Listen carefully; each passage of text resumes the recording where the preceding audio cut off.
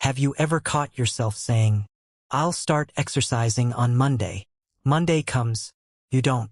Then you say, "Definitely next Monday." Or maybe you've told yourself, "I'm not addicted," even though you check your phone every 5 minutes. Or perhaps, "I'm completely over my ex," yet somehow, you still keep visiting their profile.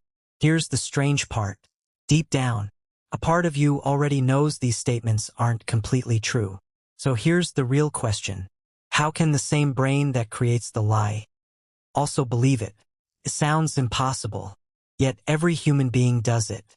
The answer begins with one simple fact. Your brain isn't designed only to discover the truth.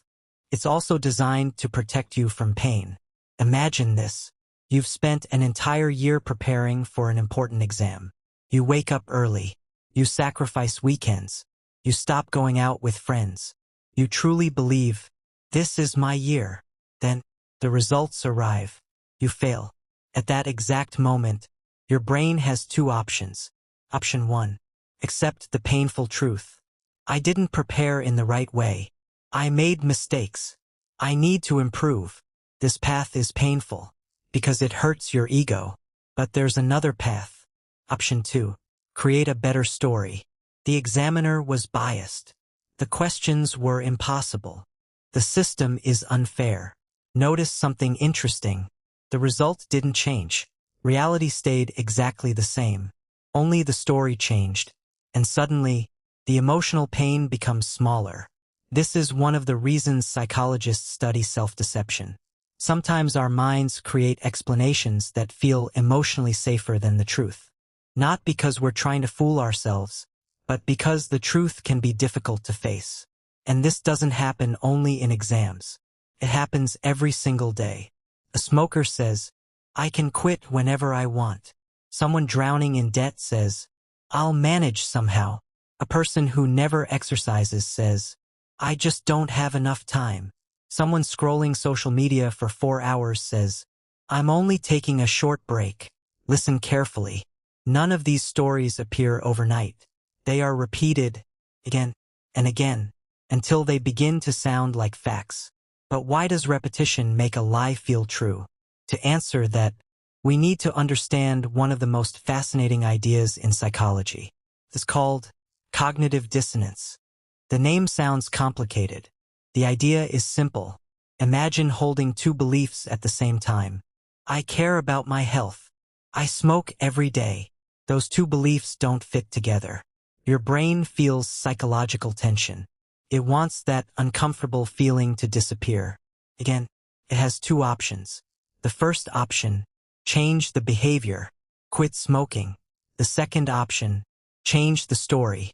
My grandfather smoked until he was 90. Life is short anyway. Stress is more dangerous than smoking. I'll quit next month. Which option do you think is easier?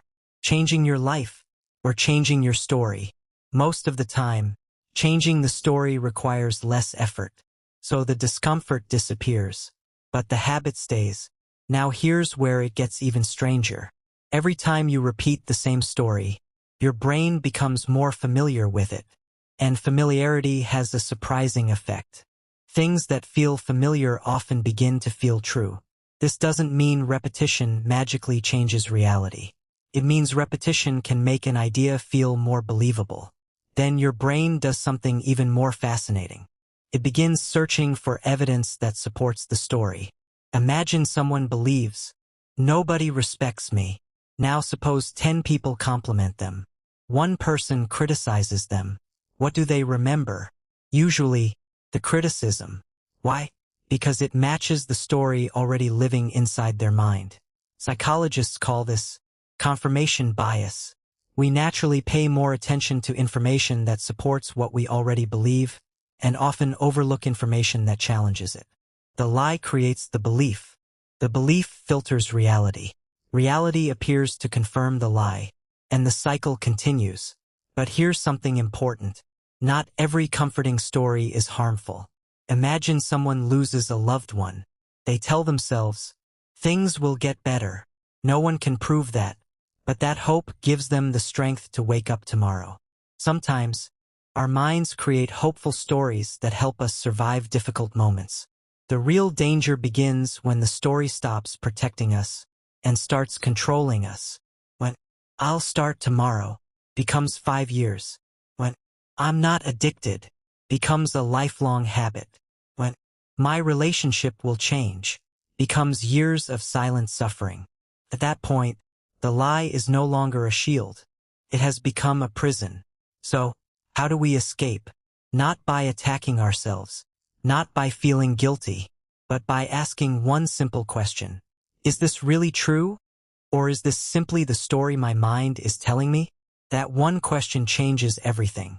Because the moment you begin questioning your own stories, you stop being controlled by them. Some stories will survive because they're true. Others will disappear because they were only protecting your ego. And that's how real growth begins. Perhaps the biggest lies in life are never spoken to other people. They're whispered, quietly, inside our own minds. And perhaps the greatest act of courage isn't convincing the world that you're right. It's having the courage to admit when you've been lying to yourself. The brain doesn't always choose the truth. Sometimes it chooses the story that hurts the least. But the life we want begins the moment we become brave enough to question that story. If you enjoyed this video, subscribe for more stories exploring the psychology, history, and science behind the things we experience every day.